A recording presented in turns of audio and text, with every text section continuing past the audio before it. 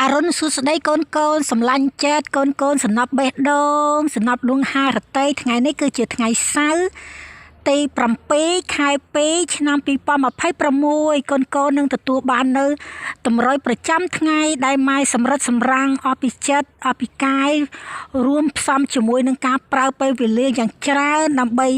គណនាជាមួយនឹងក្បួនចឹងរួចហើយផ្ទៀងផ្ទាត់ឲ្យដិតដល់ម្ដងទៀត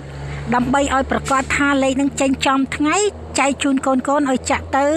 បានលុយហេងបានលុយលៀបចាម៉ែធ្វើតែឆ្នោតមិញងុក2វេនម៉ោង4:30នាទីនិងម៉ោង6:30នាទីកូនកូនដែលចង់ចូលជាសមាជិកគឺកន្លះខែ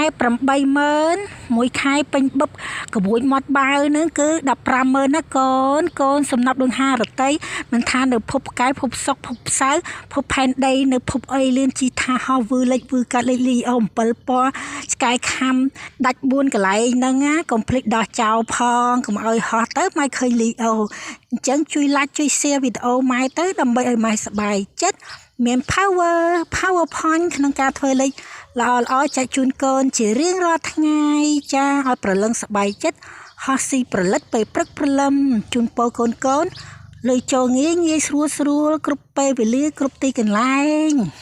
មិនថាកូនរវល់ធ្វើការរស់ស៊ីញាប់ដៃញាប់ជើងឬក៏នៅផ្ទះដាំបាយពុះអស់រែកទឹកមើលកូនមើលចៅមានដាដៃ100ទៅឲ្យលុយលោតចូលកង់ទុយ